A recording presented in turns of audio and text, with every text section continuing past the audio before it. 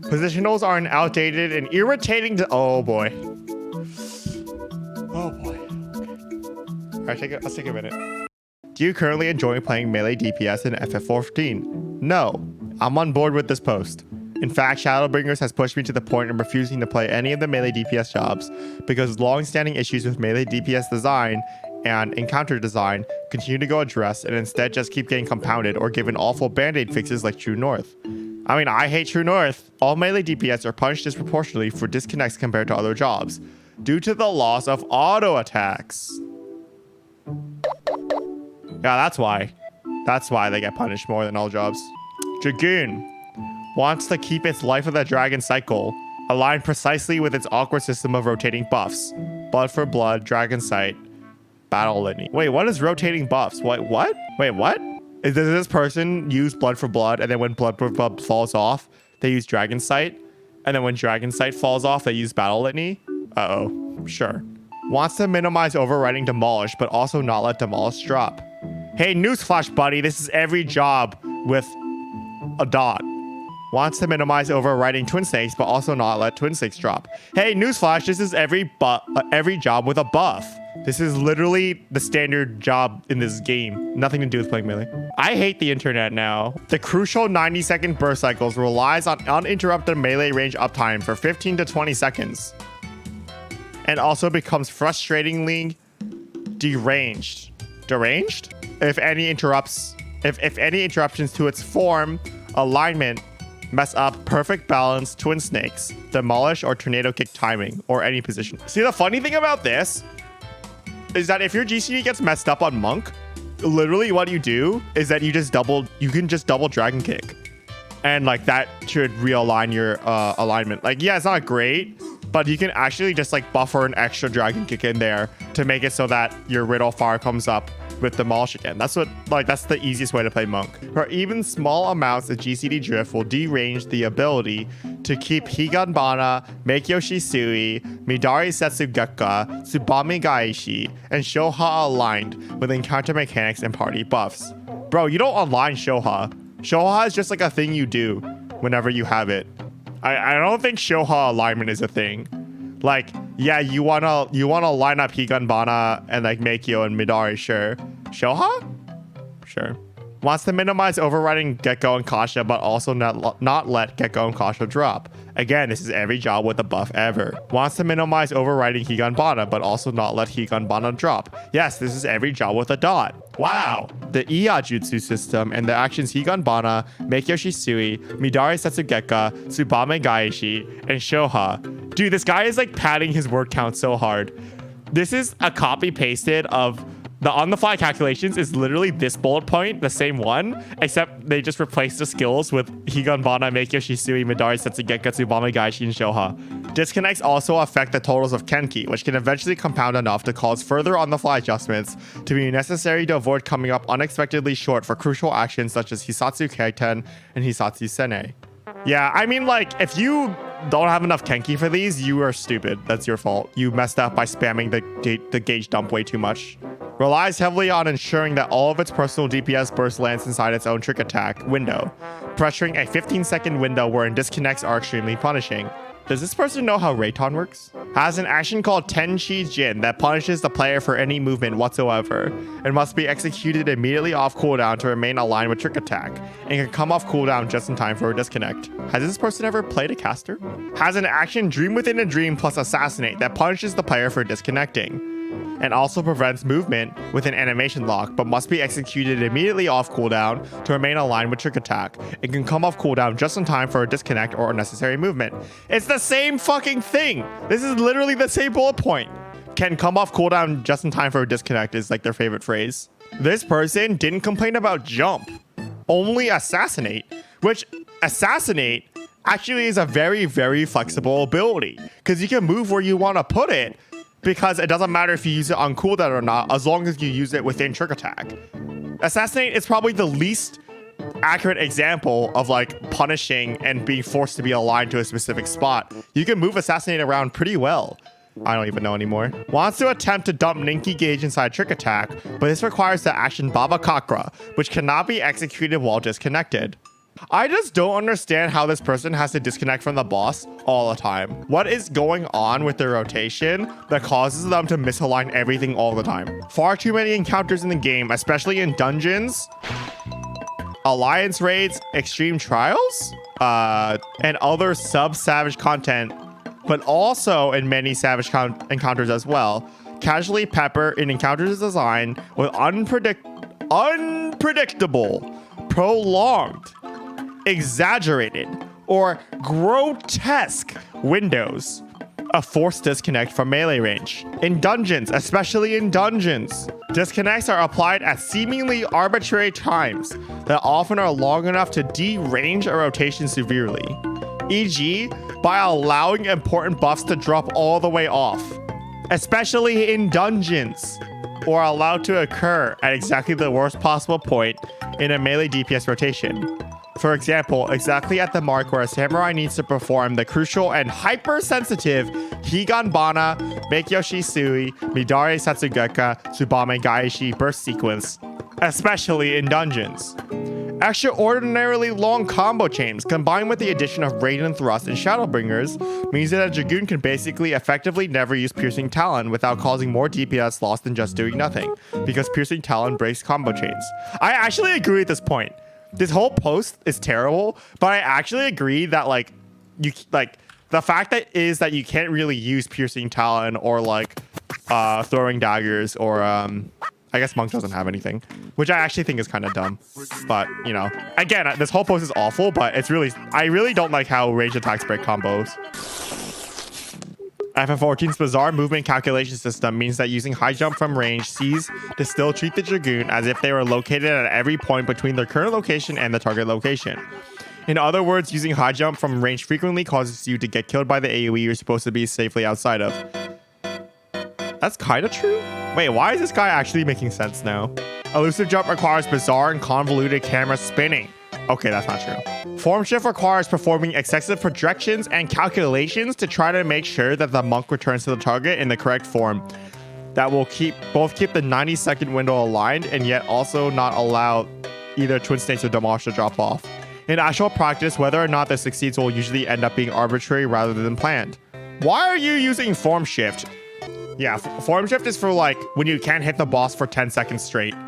When you disconnect on Monk for a GCD or two, I mean, first of all, you should be using Six-Sided Star, which this person apparently isn't using.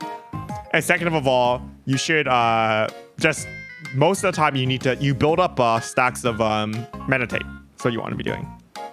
I don't understand.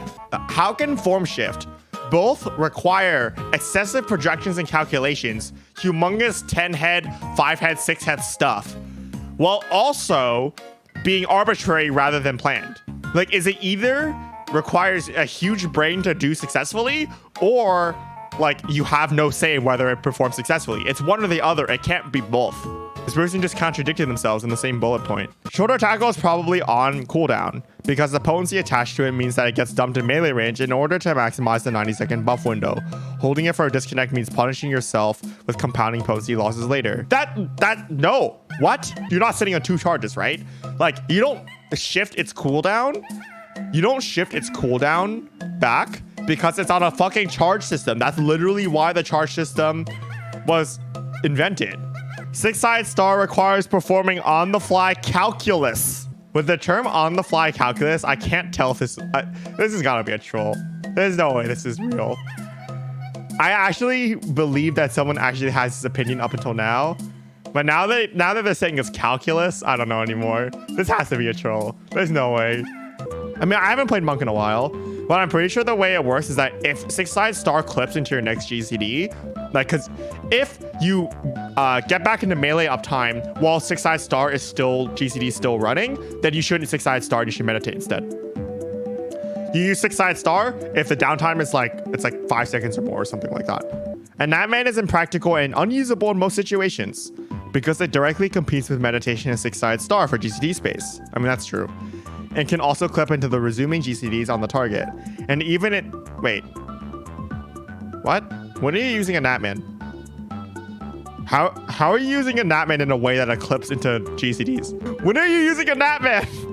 NP breaks combos, which is a DPS loss over just doing nothing and finishing the combo afterwards. Now, Samurai is very flexible, and I'm pretty sure you can usually make it so that NP won't break your combo by shifting around when you're using Yukikaze. NP consumes Meikyo Shisui stacks.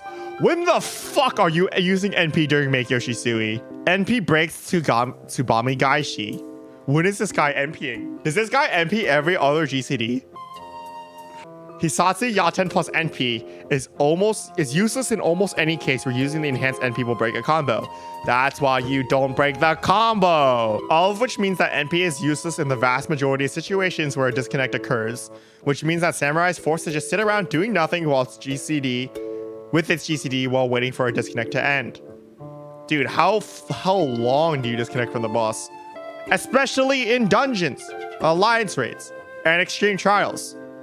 Do we lose melee uptime? Hisatsu Yaten does not launch the Samurai far enough or fast enough to be worth using over just walking out and or sprinting out. Yaten is like super good for disconnects if you do it right. Also consumes Kenki, which can derange timing on crucial Hisatsu actions like Kaiten, and thus Yaten is a misleading DPS loss in the vast majority of situations. That is not true. That is not true. Samurai. Let's look at the top Samurai parse. Yaten. Oh, he doesn't use it. Oh, I guess he's right. Yaten's not worth it. I was wrong. Oh, there it is. 2 Yatens. Dude, if this guy just didn't Yaten, he probably would have gotten even better parse, but he used it twice. He even used NP twice, which is a DPS loss.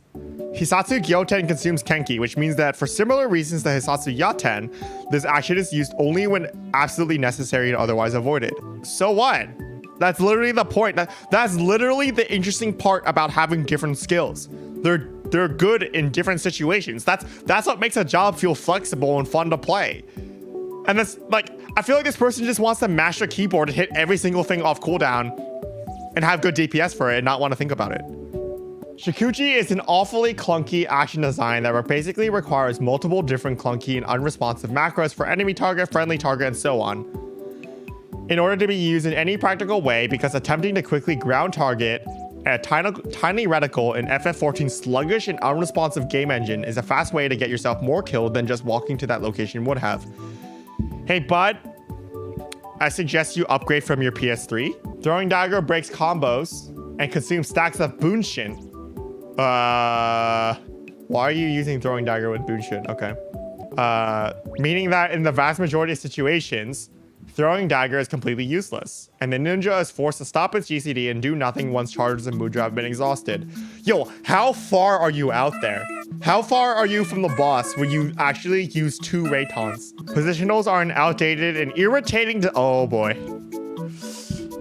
Oh boy. All right, let's take a minute. Positionals are an outdated and irritating design element that punishes melee DPS exclusively and disproportionately. The game does not accommodate positionals. Tanks don't have to deal with positionals. Ranged physical DPS don't have to deal with positionals. Caster DPS don't have to deal with positionals. Healers don't have to deal with positionals. Yeah, and melee DPS don't have to deal with healing. This means that if an encounter strategy favors doing things as a party that makes safely meeting positional requirements either difficult or impossible, melee DPS are just expected to deal with it. Yeah, deal with it. FFXIV's encounter design team also seems to not really care about the issue, or at least not pay much attention to it, frequently designing encounters, encounter phases, boss positioning, and so forth in ways that make obtaining positionals risky, hazardous, or impossible. God forbid you use True North. Positionals aren't even fun anymore or even necessary, especially in dungeons, alliance raids, extreme trials, and other sub-savage content. In many cases, positionals don't even make sense anymore and feel blatantly tacked on just because someone told the job design team, this is a melee job, it must have positionals. And that's interesting for me, because he says it doesn't make sense anymore. Positionals never really made sense in the first place. They were just a thing that people had. The band-aid fixes for positionals are becoming more and more conspicuous and awkward. Conspicuous, okay? True North is an annoying action that basically serves to add additional tacked on keyboard clutter to melee DPS rotations. There's nothing interesting about it. It's just slapped out as a part of an already overloaded OGCD weave system, whether the player is once again forced to lose positionals due to encounter design or party strategies. The very fact that True North currently exists and keeps getting its cooldown reduced more and more is evidence of how poorly positionals fit into FF14's modern design. What? No, it's evidence of people like you who complain about, like, the most basic shit. The design team refuses to actually remove positionals, and instead it keeps tacking on more and more convoluted chores that effectively remove positionals. They're gonna, oh my god, they're gonna remove positionals. They're gonna remove positionals. Next expansion. You heard it here first. You guys ready for 6.0? You know what's gonna be really cool in 6.0? They're gonna make it so that there's no positionals and you can attack from range with no uptime loss. With no DPS loss. Why doesn't that dude just play like ranged? I feel like all of his complaints are just fixed by playing physical ranged. No, I actually don't think they will. I meme about it, but I don't think they will. However, I do think positionals will be easier to get. I think that positionals will be easier and easier every expansion. I don't think they'll remove positionals, but I think they'll consistently make it easier. Riddle of Earth, but I'm getting burnt out with this post, so I don't even feel like getting into this one. But it's more of the same issue. Positionals are so bad at this point that the designers decide to give Monk True North 2 Electric Chugaloo. So you can True North while you True North. Hey man, I don't like Riddle of Earth, so I actually think this is really funny. I'm not gonna lie. Finally, the developers keep scaling back the difference between making a positional and failing a positional again and again, patch after patch after patch, trying to minimize the difference between situations where you can and cannot land a positional. No, they're trying to minimize the difference between a good player and a player like you. This is your fault. You complain about this. This is your fault. Holy Zodiac devs, look at your own hand coding on the wall. Positionals are not working as their design element anymore, and you keep doing more and more to attempt to minimize their relevance, yet refuse to just remove them entirely. This sounds like the description of a bloated, unnecessary design element that has badly outlived its usefulness. No, it's because they want to try to close the gap between skill floor and skill ceiling without completely removing it. It's because shitty players that may or may not be like yourself can't figure out how to play the game, so they need to make things less punishing for you. That's why. I think we're already there. At this point, positionals just need a mercy killing, which frees melee DPS up to have different design elements used to add depth and interest. And that's if they even need that. Even without positionals, most melee DPS already compete favorably for complexity, depth, etc. with most other jobs. Possibly even outcompete in many cases. Yes, truly Ninja is the most complex job out there. And like, this is so funny because he says like, or this person says that melee DPS are already extremely complex. Meanwhile, this person is literally complaining about keeping melee uptime. They're like, we should free melee DPS up to have different design elements used to add depth and interest, while like keeping uptime is what gives melee DPS depth a lot of the time. A melee DPS that's good at estimating how long they can stay in the AoE can pick up 10s or 20s of extra GCDs over a given encounter. And mitigate or entirely avoid having the rotation deranged internally, or desynchronized from party buffs externally. All of which creates a dramatic discrepancy in DPS output compared to a more cautious melee DPS. This person is literally complaining that there exists a skill gap.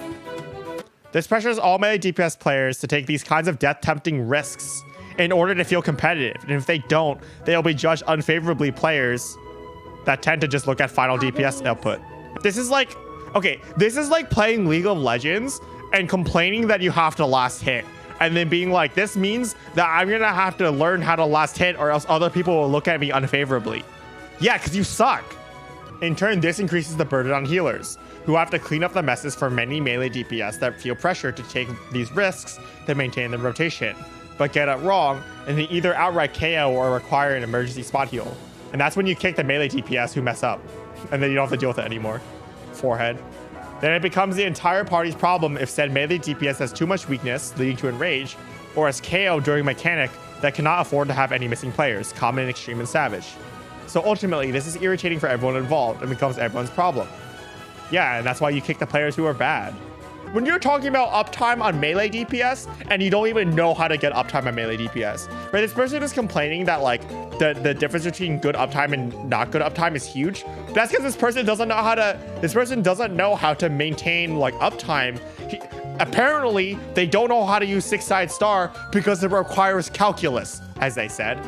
They literally said it requires calculus to use six-sided star properly. They said that they're running out of Raytons as ninja, so they can't keep uptime. What are they doing? Melee DPS are abnormally punished for decisions made by tanks and other players. No. When other people in my team game affect my performance. My teammates in this team game affect the outcome for the team. Oh no! Get over it. Get over yourself. If a tank does something bizarre with boss facing, melee DPS lose their positionals. Sure. If a tank turns a short range cleave the wrong way, the melee DPS are the most likely to get KO'd. This is not even true. If the melee generally, right? Generally, if you're playing melee properly, you are positioned around the southwest or the southeast of the boss, right? Because that's like how you get both flank and rear positionals. Almost everyone is there. So if they target you, everybody dies usually. The exception is casters who stay at the front. Like, you know, like they'll be like northeast, right? Black Mage doesn't want to move, so they're slightly out of cleave range. And then the boss time turns slightly, they'll hit the caster. I honestly think casters are at more risk of being the people who get punished by boss cleaves. Because if a melee gets punished by it, usually it's just going to kill everyone. Unless the cleave is like really, really short ranged and the caster outranges it. Which is... It kind of depends on the fight. But if you think about like Alexander Prime, right? Like, that's just going to hit everyone out there. The same issues apply for someone dropping a dangerous AoE right on top of a boss's hit circle. Bro, this is... Have you ever seen what happens when someone drops an AoE directly on a caster? It fucks them even harder. If an AoE gets dropped in melee range, you can almost always maintain uptime because AoEs are almost always smaller than the boss hitbox. So you can always just move, maintain uptime. Casters just have to move and they get fucked. It fucks white mages and black mages so bad when people drop AoEs on top of them. The same issues apply for ranged players that stand outside the party stack and lure boss leaps and jumps and dashes out of melee range. How often does that happen? What fun are you doing? What? The same issues apply to any safety strategies that absolutely make sense for clearing encounters, but require players to spend prolonged amounts of time away from the boss. Example. Please give an example. What mechanic are you talking about? This person said, we're talking about sub-savage content, especially dungeons, alliance raids, and extreme primals. Dungeons. When are you losing melee uptime in a dungeon? What are you doing? Basically, anytime something goes wrong or anytime an encounter strategy isn't perfectly optimized, it is disproportionately likely that the melee DPS are the players that are going to get screwed over. No, it's the healers, dude. In this design environment, it is also disproportionately exhausting and frustrating to play a melee DPS job. Why would someone want to play something that's going to very frequently be more work and more frustration for less fun and less output? I feel like there's a kernel of truth here. Like, there's a reason why people don't bring melee DPS to prog as much anymore, right? There's a reason why people favor solo melee. There's like an element of truth. This person is obviously a huge idiot, but you know, sometimes people stumble onto the right answer. Yeah, casters do more DPS. They're less, like, this person's right. Like, casters are a bit like less risky for prog environments because they have more tools for movement, and like you don't have to think about melee uptime strats. And Addle's really good and Fate sucks. So like, casters are better. So I understand this element of like not wanting to play melee DPS, but most of the reasoning for getting here is like wrong. This is like when you do a math problem and you totally do the wrong method, you use all the wrong numbers, and then you get the correct answer anyway somehow. This is what this post is. Oh yeah, this is like when anti-vax people say, why don't we just give weakened versions of the virus to give immunity to people? Melee DPS are abnormally punished by enemy movement. Similar to the previous observation, FF14's abysmal server client positioning handshakes. Or whatever. I'm just throwing out words that sound vaguely correct. Hopefully you understand what I'm trying to say. Dude, that's this whole post. You finally admitted it. You should have just said this, and that's it. You could have stopped. Netcode means that as soon as a target begins moving, it becomes incredibly frustrating to continue to successfully activate melee range actions without receiving errors and failures. Again, there's an element of truth to this. If you're far enough away from the thing, it will cancel your GCD a lot, and it's really annoying. But all you have to do is stand in like the path of the boss, like the direction it's moving, and it's not a problem anymore. That's all you have to do. It's not hard. This applies when tanks need to move a boss. This applies when bosses decide to randomly dash over to the other side of the galaxy to charge that bard that wants to stand at the south pole while doing the rotation. Dude, why are you complaining about this? What mechanics have this? When does the boss charge over to the physical range? I feel like this is like so rare. Like, even when it happens, it's like so minimal. This applies when bosses decide they would certainly want to stand on the east side of the room, etc., etc. That's literally part of playing melee. Yeah, when the boss suddenly decides that it wants to force the caster to move, the caster loses uptime. Whoa, crazy, right? When the boss suddenly decides it wants to do damage, the healer has to use GCDs to heal and not do damage. Whoa, that's so punishing. Oh no. They need to, it's not fair. Why would you play healer? Melee DPS role actions are underwhelming and uninteresting. Maybe I shouldn't even mention this, since honestly, this is the absolute least of melee DPS's problems compared to everything else above. But yeah, True North is a tedious and annoying band-aid button for something that shouldn't exist. Arm's Length is a bizarre get out of mechanics free button that basically only exists to undo half of what encounters try to do, making you wonder why the encounter even has a knockback to begin with. Wait, true. Arm's Length is dumb. Get rid of Arm's Length. Arm's Length is dumb, true. Feint is a frustrating and bland action that is sometimes completely useless on entire encounters because FF14's encounter design has serious paraphilia about magic damage. Google define paraphilia. Here's the definition of paraphilia: a condition characterized by abnormal sexual desires, typically involving extreme or dangerous activities. One solution would be to make Feint a generic 10% damage reduction. This is boring, but at least it would allow melee DPS to feel important during party-wide mitigation schemes. I don't know what a scheme is. I mean, I know what the word scheme means. I don't know why he's calling it a scheme, but claps, that's a decent solution. You know this section so far, decent, especially compared to the rest of it, okay? A third option is to make Feint do something other than generic mitigation. For example, it could become a very clear tank cooldown. For example, by making the target miss all auto attacks for the duration. This would give Feint a productive niche in significantly reducing damage from long strings of auto attacks, something that tanks and healers struggle to plan enough cooldowns for in many encounters. Now, I don't think tanks and healers struggle to plan around this, but this is actually a decent idea. Give props, give credit where credit is due. That is a decent idea, I'm not gonna lie. This is like so much. Oh my god. As for Samurai, Hisatsu Yaten can probably die. His ability is a trap and a gimmick in almost all situations, except rare weird things like that one GCD you can pick up on E8S mirrors that one time. Okay. Positionals are an outdated and irritating concept that punishes melee DPS exclusively and disproportionately in most encounters in the game. I mean, yes, positionals only punish melee DPS because melee DPS are the only ones with positionals. I'm gonna go out there and write a post that casters are the only ones who get punished by cast times. Wow, crazy. Melee DPS are constantly pressured to risk outright death or other disruptive effects just to try to execute their rotations in a satisfying way. That's every single job. Casters need to greet casts. Healers have to greet heals. I'm skipping through now. Man, look, I don't know, okay? I'm just a mediocre player that likes to flail awkwardly at savage encounters and pretend that I'm any good at what I'm doing.